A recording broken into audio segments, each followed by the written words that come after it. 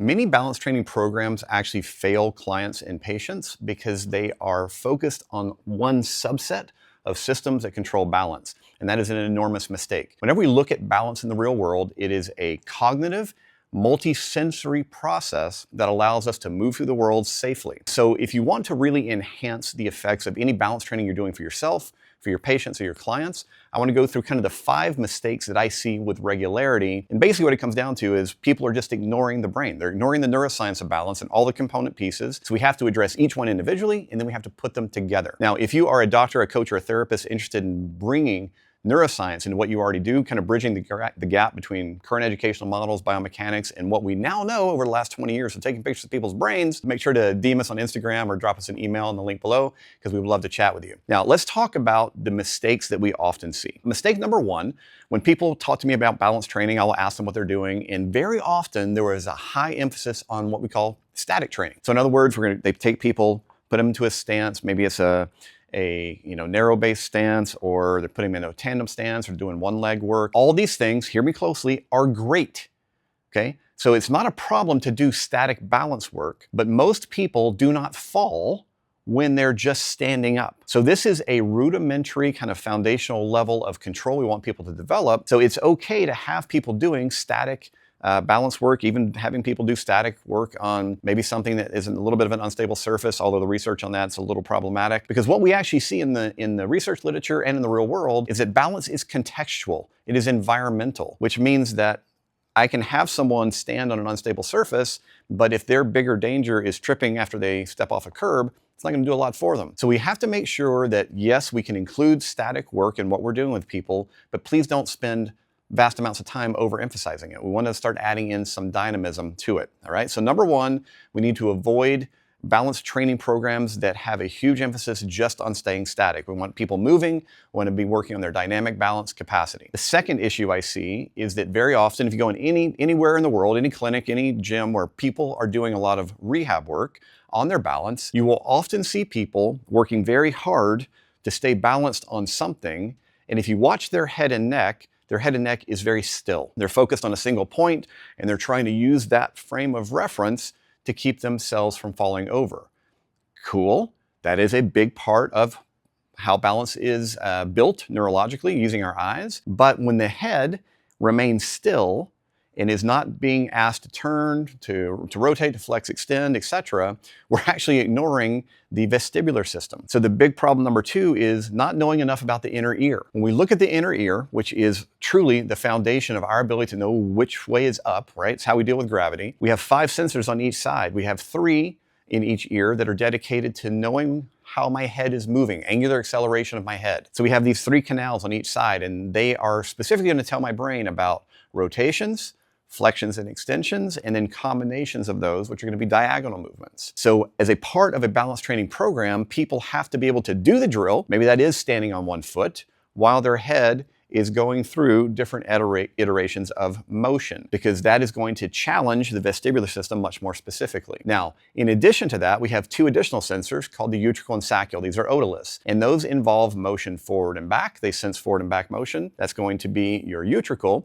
and the saccule senses up and down motion. So not only do we have to turn the head, we have to transport the body through space, forward and backward, laterally, diagonally, and up and down in order to significantly challenge the otolith organs. So already, hopefully you're getting an idea that balance training that does not involve different elevations and steps with head motions is going to be of relatively limited value because it is not challenging enough the single system that's most useful for us in maintaining our balance. So don't ignore the inner ear. Number 3 then is the eyes. Often we see the visual system ignored as well. What I mean by that is, again, go back to that example. You go in, you're watching someone do static balance work, and they're staring very hard at a point.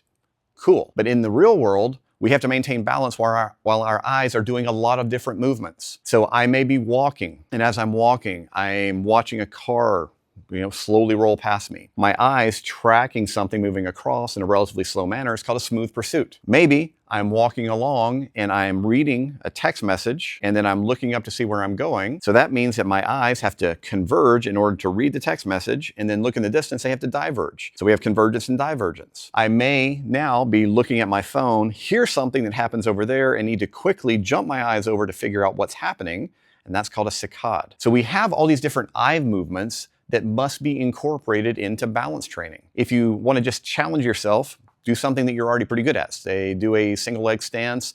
And now while you're doing that, grab your phone, read a text message, and jump your eyes from your phone to something in the distance. Or move the phone side to side and see if the addition of the smooth pursuit makes you lose your balance. Whenever we look at the research literature on people that fall, people that get injured, usually it's while they're moving and it's while they're doing something different with their eyes than staring at a fixated point. So a part of every balance training program must include saccades, smooth pursuits, convergence, divergence, while we're in motion and in a dynamic setting. Because when you put all that together, all of a sudden, your balance training is becoming contextual for real-world environments. We have those three major things that I see as problems as people start to look at balance training. Now, on top of that, we have other issues like sensory capacity. How often do you see people going, you know what, we need to work on your balance, and they sit the patient down or the client down, they take off their shoes and their socks, and they do sensory testing to make sure that they're able to feel the ground with their toes, with their foot, and that it's relatively symmetric side to side. So we also have to have neurological integrity of the both lower and upper limbs to make sure that our brain is able to pick up information from the ground, transmit it to the brain so the brain can assess it and understand it. I see a lot of people that fail to improve from any kind of balance rehabilitation program simply because they can't feel anything. And there are some really cool research studies that show when you see that, you will often also see problems with eye movements. And in fact, doing more eye movements can actually improve sensation in the feet.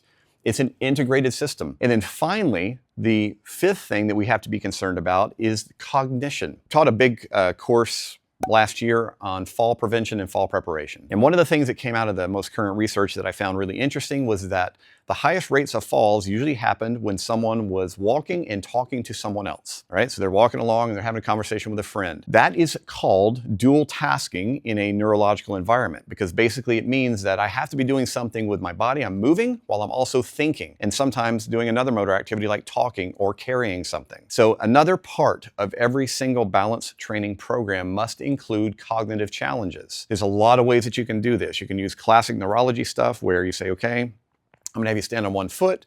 Maybe we're going to add some vestibular work. And as this is happening, I'm also going to have you count backwards from 100 by threes. So 100, 97, 94. And what you'll find very often is a lot of clients who have balance problems or balance challenges, as soon as you add the cognitive challenge to it, all of a sudden they start to fall. And you now can be the elite professional who goes, it looks to me like your biggest problem with your balance is the fact that you cannot dual task, and that is trainable. So everything about balance, we can kind of look at from a neurologic perspective and say, if I'm not including these 5 components, I am missing something in the balance training program, which may mean bad things for my clients in the future. So I'm going to encourage you that if you're working with patients or athletes, clients of any kind that need to improve their balance, don't just stick to one method of training. Make sure that you're looking at every single system, you're working each system independently, and then you're asking them to combine them all together, because that is what's going to prepare them best for the real world. All right? So again, if you're a doctor, therapist, or coach, you're interested in bridging the gap between biomechanics and neurology, we would love to chat with you. So DM us on Instagram, follow us here, subscribe, watch all the stuff. We'd love to chat with you.